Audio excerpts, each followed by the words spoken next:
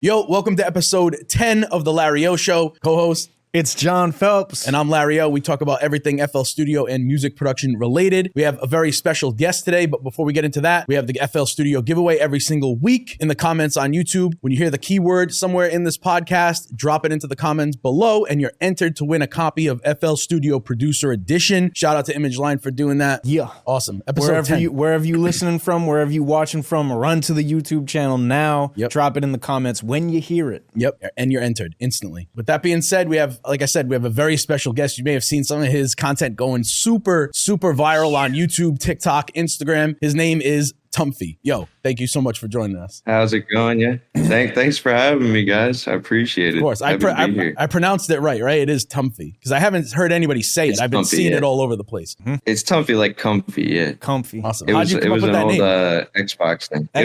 My buddy thought of it. It was like an old gamer tag, man. I brought it back for the producing. I was like, let's do it, man. Was it one of those things where you're like, I'm trying to find a name for my like production side of things and just like, let me just get the quickest thing that comes to mind? Yeah, it was just like, because I had a bunch of different names and it just felt right. And it was kind of like, I don't know. I already kind of had like that little happy style and Tumfy sounded like comfy. So I was like, I could maybe make something out of all this, you know? And that fits your vibe, I think. It's just like, I was telling John, it's just like your content, your music, like your vibe, your sound is just like kind of, I don't know. It's just like nonchalantness is the word I can put on it. You know what I mean? Like it just feels natural. It just feels like kind of go with the flow. Like everything just kind of feels and looks like that. Yeah. I mean, that was the goal because I like tried a bunch of different stuff when I started producing. And then I feel like my sound kind of really came together when I was like, you know what? I'm just doing my own thing. I'm going to stop listening to what other people are doing. And yeah, it kind of came together. So that was cool. You started out on YouTube. I did a little bit of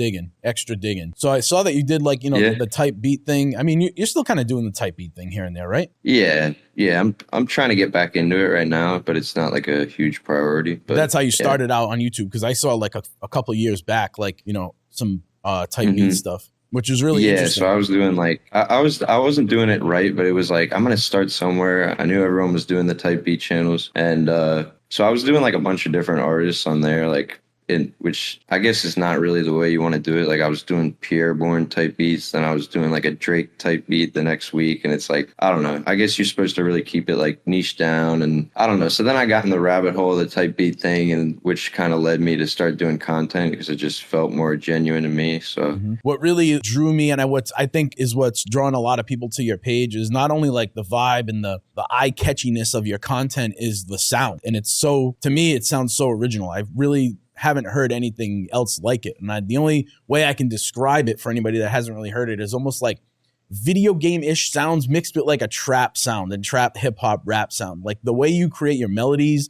the way you do your pitch bends and the piano roll, like all that stuff is just like, and the sound selection that you use. I guess like a question that I have is like, how do you go about choosing the sounds? Your sound selection is just on a different level and you have your own sound. So how did you get into that sound? How do you go about choosing the sound for your beats? So it took a little while. It was like a lot of experimenting and like just trying to make different genres that I don't necessarily like. Like I remember I used to not be a big fan of like the Afrobeat stuff, like doom, but then I kind of was like, all right, I'm gonna start making genres that I don't like so I can figure out what I do like. Yeah. And that's something I still recommend to like people who are just starting off producing, because it's like it's easy to know what you think you like until you start making what you don't like. And so that was when I started digging around with like weird like ethnic sounds and stuff that I normally wouldn't hear in the beats that at least I was listening to at the time. And I just started piling up like one shots from random kits that I'd found online and stuff. And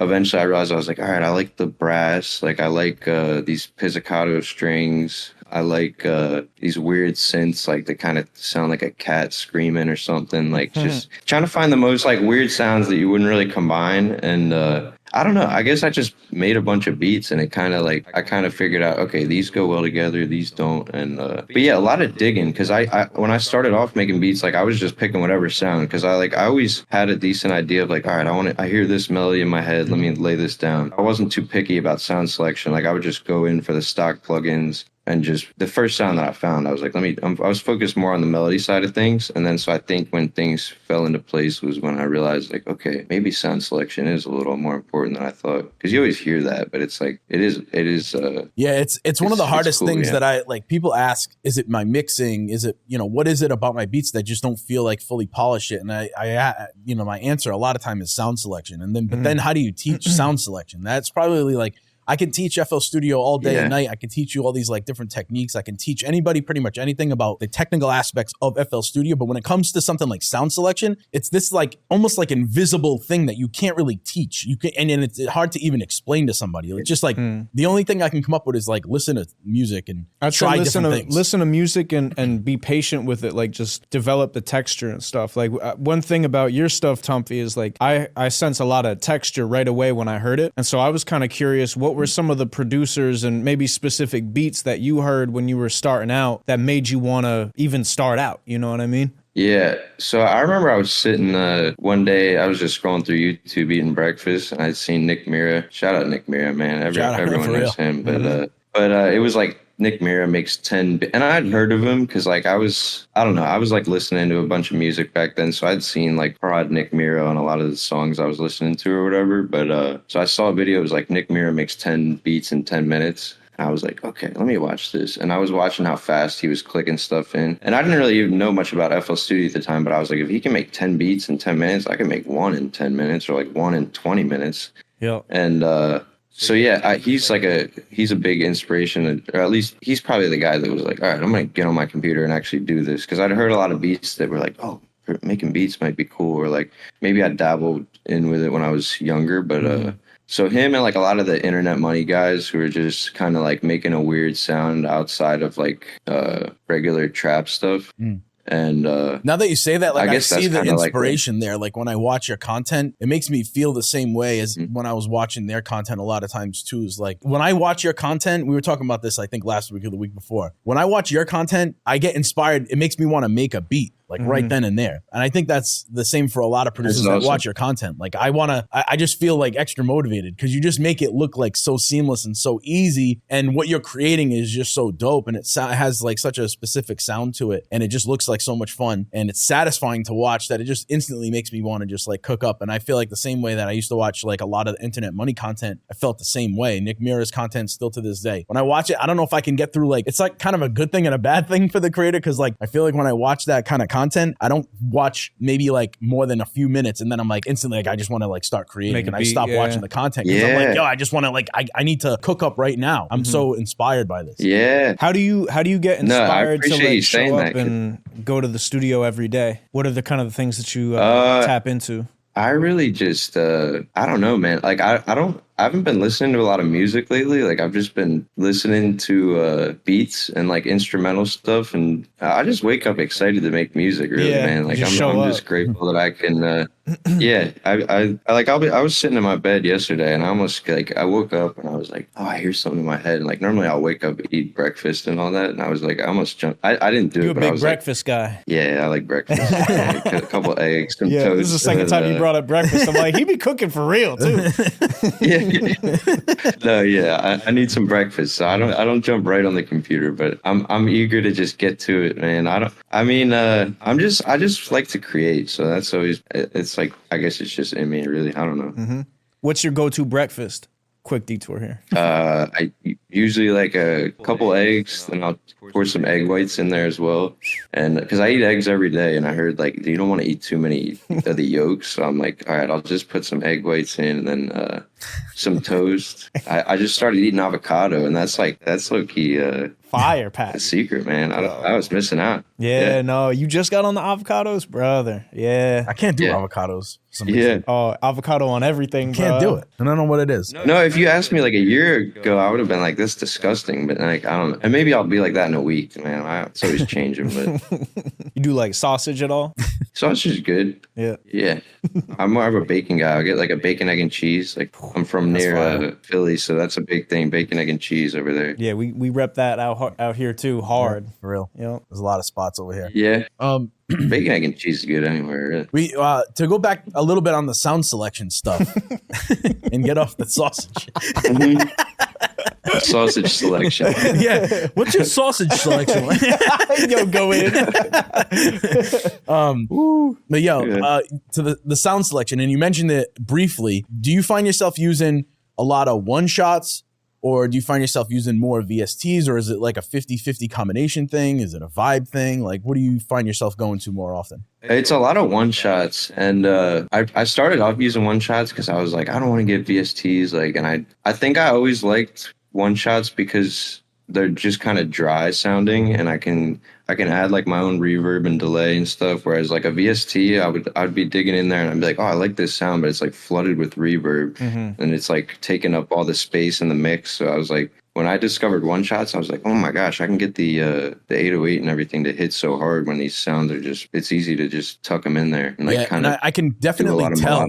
I can definitely tell. I just, from myself, maybe using one shots as more melodic instruments and staying away from VSTs, I can definitely tell, and I love it because I feel like you can just create such an organic, original sound out of one shots that you won't get out of a lot of VSTs. And like you said, they are dry. I feel like sometimes you have a little bit more control. You do have to maybe do some more setting up in the front end before you get them to actually sound like that. And we talked last episode about one shot sauce. So that's in that episode. And I was curious if you want to like maybe pop open FL real quick. Yeah. Maybe just pull up a one shot. And I'm curious because we showed our, one shot sauce and how to get those set up. And I'm curious to see what yours is because I don't think I've really seen it. I'm just curious if it's the same. What are we doing different here? And what you can maybe show somebody at home that wants to get into some one shots and use them as melodic instruments instead of VSTs. Yeah, let's do it, man. I mean, it's simpler than you think. I think a lot of people stay away from one shots because it's like it's a scary little thing, or like you might have one issue with trying them out once and then you're like, oh, I don't want to mess with that. I'd rather just go in a VST. But yeah, let me just find a couple. Yeah. So like, say I take this, and this one shot's kind of see how it's like kind of long, like it just plays out like that. You can mess around with like the decay and stuff. And like the first thing I do is go in here and usually just make it a box, so it'll like. So you always go to the box. You always go to the box right away. I go to the box right away. Yeah. So like I got that, and I think I learned that from you back in the day. I was saying. So shout out you, Larry, because like the little tedious things, like I'm still waiting for that FL update where they just do this. There's an automatic. I was just way gonna to say do that. this, Like but, I feel like we need like a I don't know, like a hotkey or something that instantly does that.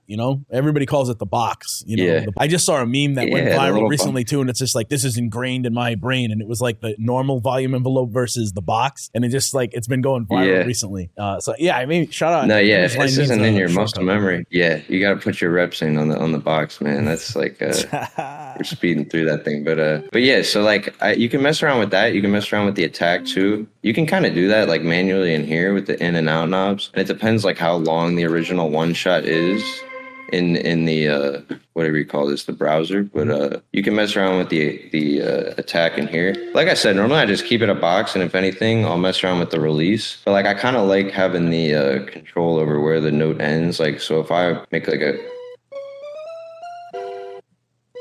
So you'll take that Like if I extra make a step chord or in something? stretching it or trimming it to where it starts and stops versus like leaving the tail in the release. Yeah, and like because I'm already thinking like if I put a chord here and I want some other note to come in here, like I don't want this flooding out right here. And I know that might not make like a huge difference, but like sometimes as I'm putting in one sound, I'm thinking about where I want to put the next thing. So it's like nice to have that control over, okay, I want it to end exactly right here. It's the same kind of concept when you're doing your 808s. If you make them a box in there, and it's like obviously you want it to end at a certain point, but that's kind of how you use them. Are really. you It's just messing around with the are you envelope. tuning every one shot that comes in, or are you just kind of like just starting it by ear, or are your most of your one shots labeled, or how do you go about that? Because Most are in C. It's kind of just a random like it's a bunch of random ones, so some might not be in C, but most of them are in C. So if I just drag them in, and the cool thing is too that if you just clone this, like once you make this one a box, if you just clone this, then I can drag in another one and it already has the same setting, so I don't have to worry about like dragging in this and then going back in here and doing it again. That's a cheat code right there. Like somebody could just make a template filled with all blank one shots that are, blank samplers essentially, and they're all boxed out, and you could just have a template that's starting from scratch every time you open up FL Studio and just, drop your samples in there, your one shots. Stick to the box. Yeah, I might do that. I might do that, man. Do you create it? Yeah. So that's You be probably making what your I would packs and stuff too, right, Tumfy? You be making some packs? I've been making some packs. Not a lot of the one shots. I'm working on a big one shot kit right now, so that'll hopefully come out soon. Right now, I'm using a lot of like shout out Emar Ymar. He's got a lot of the one shot sauce, and he was cool to show me some love and using that. He's a big inspiration too for some of my sounds, so he's cool for. I mean, he's got some cool sounds. But yeah, I'm working on a bunch right now, and hopefully in like the Tumfy style of just like weird sounds and yeah, some drum kits as well on the way and stuff. I've just recently been like getting into sound design in like the past month or two, and my boy Jacob showed me some sauce on that, so I'm like just trying to take in whatever I can to I was gonna say, I don't know, you just trying like to a melody driven kind of dude? Do you start with melody a lot of times? You like different every time? What's the situation? Because your melodies are crazy. Usually melody. Yeah, appreciate it, man. Usually melody. Yeah, unless I randomly hear like I was saying when I woke up the other day, I like heard some weird drum bounce in my head, and I was like, oh, I gotta get on and type that in. So it's like rarely I'll maybe go in and just start like a 808 hi-hat clap if I have like a idea for like a weird 808 pattern or something. But it's usually I'll just start with like a pluck or something, and then get into like throwing some leads down, and yeah, a lot of leads. I just like spam out melodies until it's, I don't know. And then I keep the drums pretty simple. So yeah, usually melody and then drums is only a couple minutes. When I first came across your content, I saw that you're clicking in all your melodies. That seems to be like the content that I came across first, right?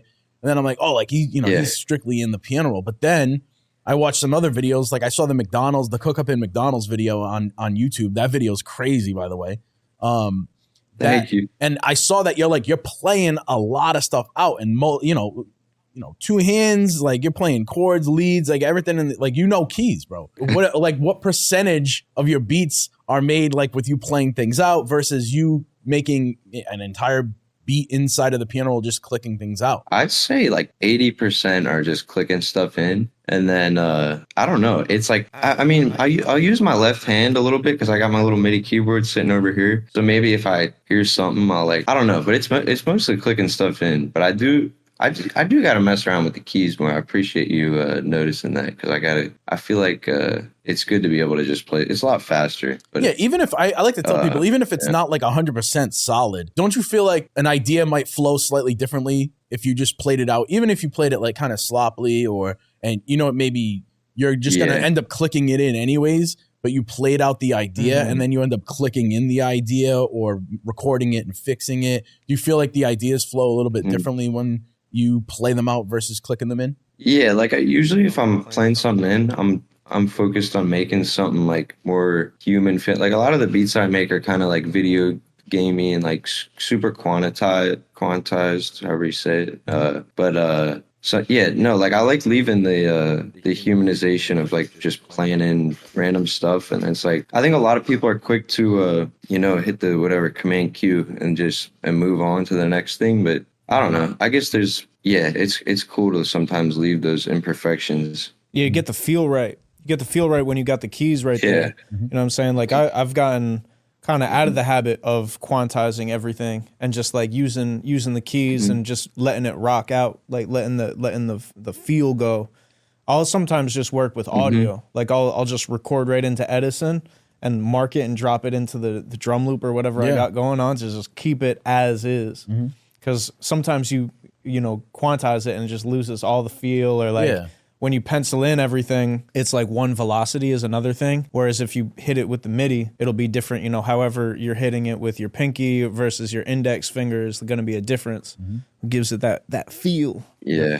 I think it's finding that sweet spot, because it's like you don't want your thing to be all over the place where it's like, what the heck is this bounce? Like where I can't even follow it in my head, but you also don't want it to be like so robotic that it's like, okay, I've heard this before, I like a good mix between the two. Sometimes what I'll do is I might play an idea out. Even if I record that idea, then I'll go in, because it's most of the time it's like really sloppy, or I can't get the full idea because I don't really know how to play keys. I might make the idea rough, super rough, and then just add to it in piano roll. But what I wanted to say is I find it super satisfying to watch you create some melodies. And I think everybody else, watching this or just listening, however they're consuming this podcast, if you're down for it, to just maybe show us how you create maybe just like a 2 or a 4 bar just loop inside the piano roll with maybe even just the one shot that you have pulled up.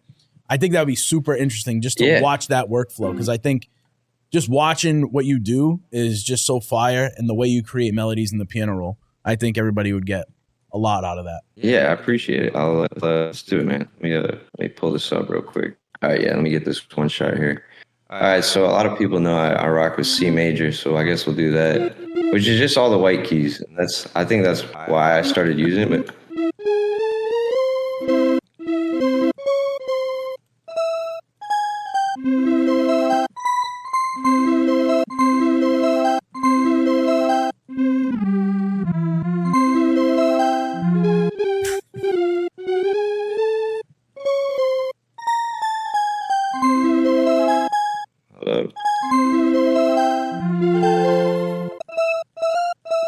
so I usually start with something like simple like this, pitch it around a little, so maybe we'll get out of C major. I don't even know if that...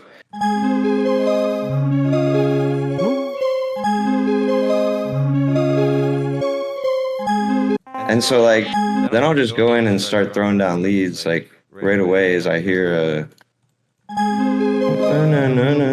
so like I'll just hear kind of like random stuff going on in my head, like, and then like I'll just click it in, really.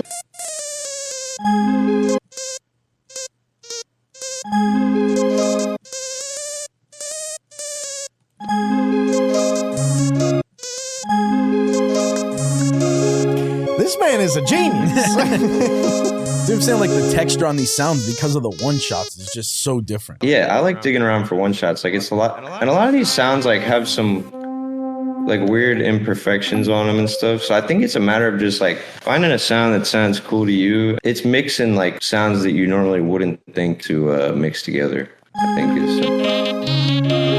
And it's a lot of repetitive stuff really too. And then at the end, I'll go back and like dial it down, but like just something as simple as that.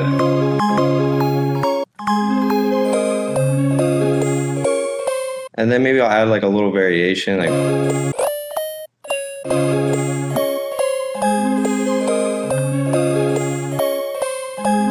So, you know what I'm saying? Good. So it's. Hell yeah. I could go deep into this, but I don't know. I mean, you go ahead. You just made that in about 35 seconds. So, I mean, you can go for another 35 seconds. Yeah. All right, let's see. Go for it, bro. I mean, this is awesome. Like, I'm like right now, if I had a laptop in front of me, I'd pause this video and I'd just start creating, because I have that feeling right now just watching you create this melody. Yeah. I'm like inspired. So that's awesome. I'm big on like the string, so I'll just have this tucked away in the back.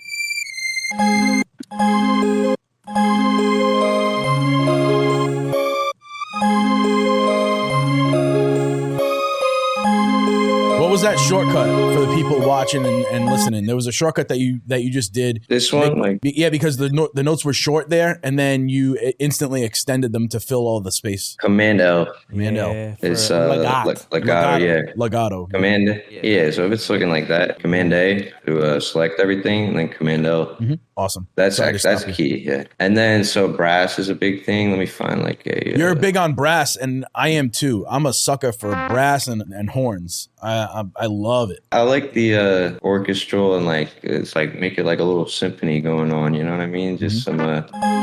And so I usually add these little like stabs with a brass or a string, and so I can kind of hear. Kind of finding the one note that you could just repeat over and over in your head. Dun, dun.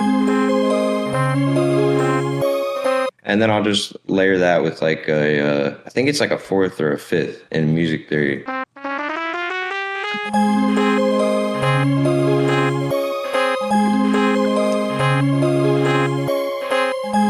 It's like already something you can kind of bob your head. You just did what I think? It's a very common one. See, Was it this? Your workflow is just so quick. Yeah. So you highlighted that section and then Command B. Command B to copy and paste Yeah, that boy. over. Oh, I'm seeing you. But like, Yeah. yep, because you have That's to. my dog but over you have here to with the highlight it. hotkeys, You yep. have to highlight that section up there, or else it'll come in off Jumps to grid. the It'll come in like that. So if I just do Command B like that, It'll come in off grid. And so I see some people do that, and then you can like shift an arrow key over to where you want it to be. But I find it faster to just a little highlighting. And I wonder if there's a shortcut where you could just highlight the section and then Command B, like boom, boom, Command B or Control B. You know what I'm saying? Like it would highlight just a certain amount of bars or steps or measures. Yeah. I wish there was something for that. I don't think there is though. But sorry again. Keep going. I see these like little gems and I know people are going to be in the comments. Like, those are like things that I kind of overlook, but those are actually key to know. So I didn't even think about key. Because having the speed is a big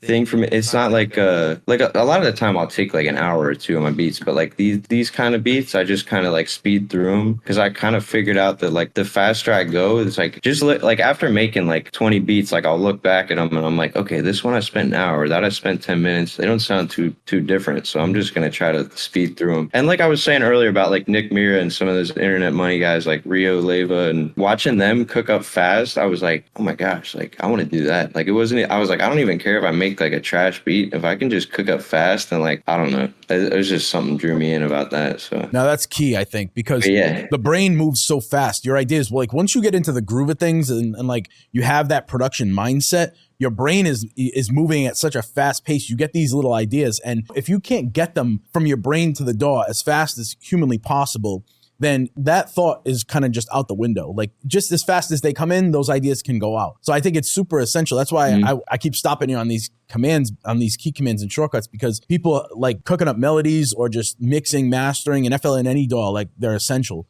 to the workflow because, like I said, you got to get those ideas on wax as quick as possible. And it's like that's what you're explaining right now too. Yeah, as much as I'm like big on sound selection, if I were starting off producing again, I'd probably do it the same way that I did, where it's like don't focus too much on the sound, just get the melody out of your head and get the ideas out. Focus on learning the commands so that like the DAW is really your biggest friend. You want to be able to just fly through everything that you want to do creatively, and then at the end you can go back and tweak. Like let me go EQ this. Like I'll just try to get the ideas out on the paper first, and then I'll go back and do the technical stuff after. 100%. So I don't know. I usually keep my melodies pretty simple, but like I try out a lot of different ideas before I get to the drums, so that I'm like I just have a lot of stuff to work with. Because then I'd rather do that than be like, okay, let me do the drums. Then I'm like, the melody doesn't feel like it's there. So I try to just get a lot of stuff out first.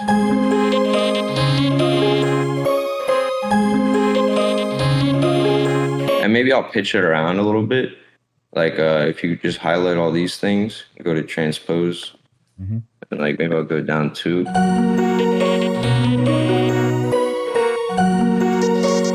fire. And then to go up an octave too, it's command up and down.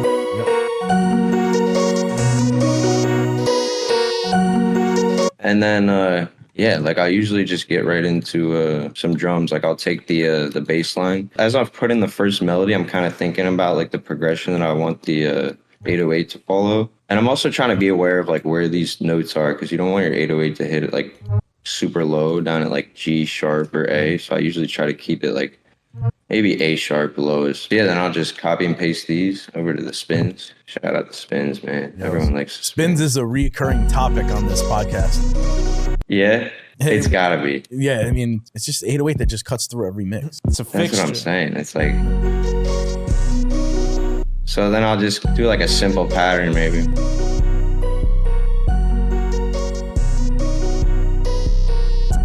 My hi-hats are pretty simple. Like it's just 2-step, and then I just take out like a couple here and there.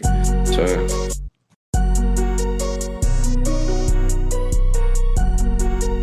and see how I heard like the lead right here goes.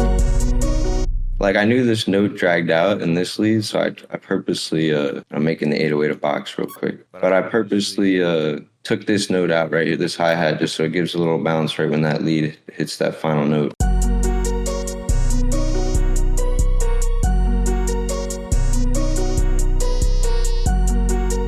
So yeah, I usually do some pretty simple hi-hats, kind of inspired by Pierre Bourne.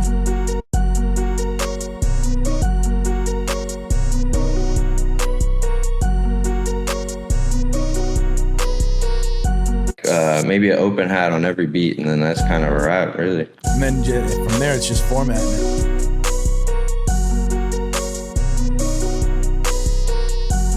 Yeah, and then maybe I had a couple soft clippers. I'm weird like that, so I do like a.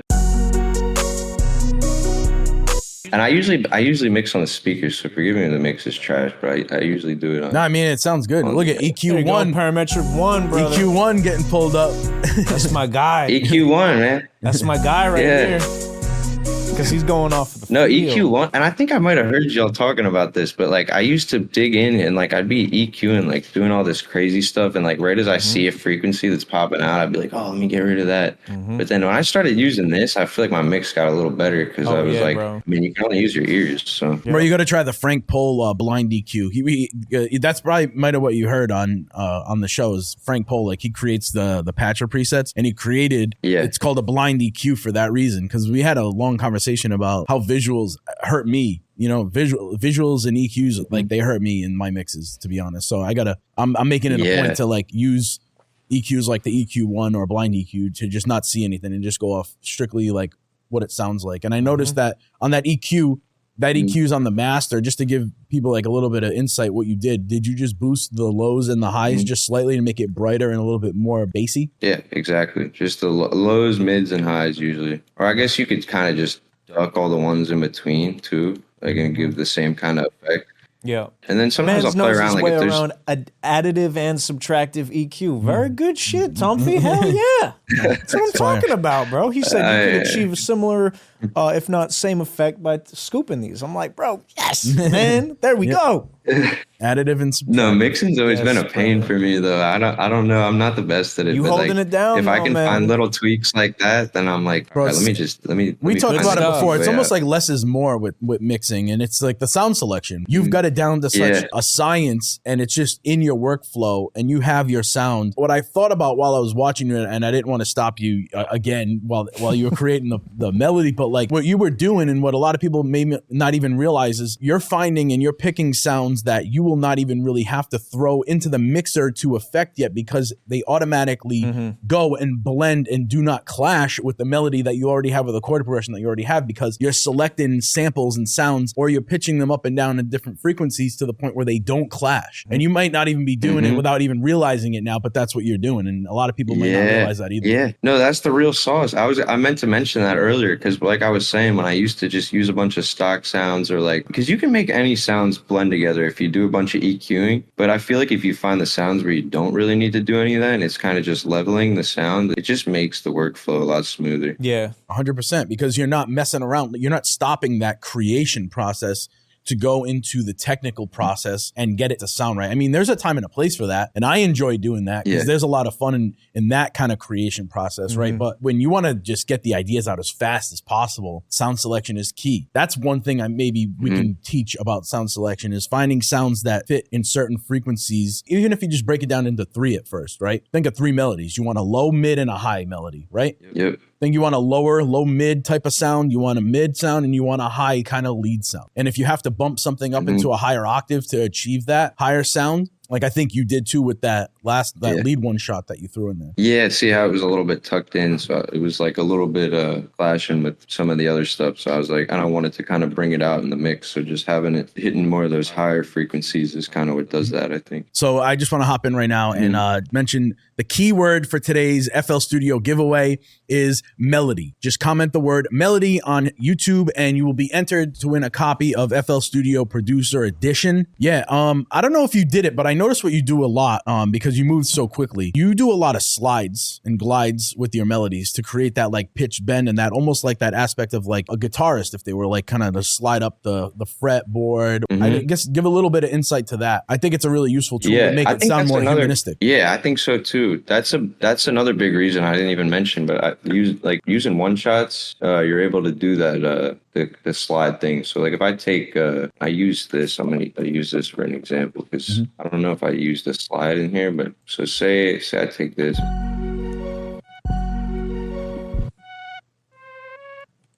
So I just press S on the keyboard, and I didn't even know this till a little bit ago because I was always going up to whatever or double clicking this and then hitting the slide note, and that's a cool way to do it. But, or you can just tap the note. If I click it again here, it won't have it. But then if I press S, now it's a slide note.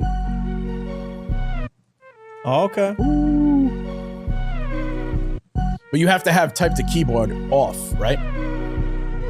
Oh yeah, you have to have this off too. Yep. Yeah, that's good to know because a lot of people I'll be like cooking up on other people's laptop and they leave this on to like hear the type around like that. You want to turn that off and then press S on the keyboard, and then you can just do the same thing, press S again, and it's gone. But fire. Yeah, it kind of gives it like a weird, like you were saying, like a human feel, like kind of like. But that's like a part of your slide sound too, like the mix between the one shots and the sounds that you choose, that you select, and you doing this like pitch bendy stuff. I don't know, it's just like all this stuff combined. Just you've created like your own sound. The one question that I thought about earlier today that I wanted to ask you, and I just remembered it, is you started out with a lot of the type beat stuff, almost catering your sound and your beats to artists. At this point now in your journey, do you feel like it's just more for you creation? Because like there's not even a lot of space in your music for an artist, because you just you went in on the creation process. And I feel like your music, people can just sit back and enjoy it with not one vocal. Do you feel like that was a thought? Like, did you just kind of like, naturally just ease into that? Like, how do you feel like that happened? Yeah, I think that naturally just started happening when I was like kind of giving up on the type beat thing, or not giving up, but I was just like, man, I'm spending so many hours doing, making these type of beats for like certain people to hop on or whatever. Yeah, I just started kind of smacking at a bunch of leads, and I was like, hey, I'm going to just, a lot of people are like, who could really hop on this? And I'm like, I don't know who could, because like I used to dabble around with like recording and stuff too, and personally I probably wouldn't record over at least like this set. Like I might record over this, like what's it called, if I mute like most of the melodies. Like you might be able to record over something like that, a little simpler. But like once you start throwing on like all this stuff, and these kind of leads are like almost like taking the role of the artist. So like, yeah, I guess like some of at least these style of beats are kind of like targeted for producers or just listeners, bro. I feel like people just like to listen and enjoy your music. I think it does the same thing as if there were a vocal on it. It sounds like it's finished. Like your music just sounds finished. It sounds done, and it tells a story as if it would if there was a vocalist on it, a rapper or a singer. It just goes to show producers that they don't need necessarily to fit in one mold. If you feel like you just want to go in, that like EDM producers kind of proved that along the way. That you could just make a beat and it's finished, and all there is just music in it. There's no vocals. Yeah. Well, I remember when I was younger, I used to do that a lot. Like I would hear a song that I like on the radio or something, and I would just go and type in, like I was like 10 years old, and I'm like, whatever, blah, blah, blah, instrumental. And I'm surprised I didn't get into beats making earlier, because I was like thinking about that I used to just listen to like beats like that. But I don't know. I think it's cool. You can fill up a beat enough to the point where it's like something to listen to on its own. Yeah. I guess that's kind of what I've been doing. So yeah, definitely, bro. I mean, it shows in the content. I've been enjoying the content, and I think a lot of people you've had multiple videos go viral on multiple platforms. Like I said, it's like that like nonchalantness of just like your content and the way you go about your sound and everything that people just find super satisfying, and I don't know, they could just chill and vibe out to it. So I think it's great. I think like you are the artist. Yeah. When I listen to what I've heard so far, and then also like the way that you kind of put yourself out there on social media, you kind of post yourself as like the artist in a lot of ways. Like I like the carousel stuff that you'll post where like it'll be a fit pick, and then the next slide will be like the 3D art. Like, by the way, the 3D art is dope. Is that something that you make yourself, or you have a homie that you do that with? I've just been getting those off Giphy. Shout out Giphy. Or just looking up like GIFs online. Love that. But I did start to get it. Like, there's a lot of cool ways you can create that kind of stuff, and I'm doing some of that with the like even in the picnic kits that I've dropped before. Like we did some AI art stuff, and it's like, I think it's going to be increasingly more easy to create that kind of stuff. But for sure, like I think you got the artist in you. You know what I'm saying? Like you're like your beats stand on their own thing, and I think that you have enough of like the knowledge of how you want to put yourself out there to where like you could get guest vocalists and stuff and like make some cool stuff like that, but also the instrumental shit like sits on its own, on its own butt. You know what I'm saying? It's true. It's 100%. Yeah, for sure. Yeah, that's what I was trying to express too. I feel the same exact way, bro. Like you are the artist, and you have a fully polished product at the end of the day, and it's just an instrumental, not just an instrumental, because there's a ton of like thought and work and creativity that goes into that product. I mean, there's tons of opportunities for that. I mean, you got all your stuff on streaming platforms. You got sync opportunity stuff. Like people always looking for instrumental stuff. That's why I always tell like producers, there's so many ways that you can make a living off of your music. There's content around your music. Mm-hmm. There's the music itself. There's the sync opportunities. There's rappers getting on it. There's the tutorial stuff, the content. Like there's so many different ways. Right. And producers like you are just like showing everybody that everybody needs music. Possible. Yep. Everybody needs music. Like this one that you just whipped up, I could low key hear that in like a lobby. You know what I'm saying? Like a video game lobby or something. Yeah. Like you waiting for the boys and shit to hop in, and then boom, you got that going on in the background. Yeah, bro. No bullshit. Yep. So it's good. Love it. Yeah, that'd be cool to get my stuff in like a lot of people have been saying it's like video game type of stuff. I think it'd be cool to get it in like a game or a TV show. Like you got your name from your gamer song. tag. Yeah, that's true. Yeah, what was you playing? What were you playing back in the day? You still game? I was playing like the basic like Call of Duty, Minecraft. I'll dabble around with Fortnite now, man. I'm pretty basic with it, but I've been dabbling. I'm nice at Fortnite though. You don't want to catch me on there, man. Yo, in the mix. We're gonna have to play. I'm gonna have to give you my son's gamer tag because I played through his, so I'll have to let you beat my ass in Fortnite. Yo. But I love the idea of like getting like your music like involved with gaming stuff. Though. Perfect. I think that's something that you should explore 100%. I mean, I think it'll just happen because of the sound that you have. I think it'll end up happening. Somebody will end up like reaching out, and it'll end up happening naturally because the sound is there, the vibe is there. Like it'll end up happening. But if if that's something that you wanted to do, push it. It'll guaranteed happen. Mm-hmm. It'll be awesome. Yeah.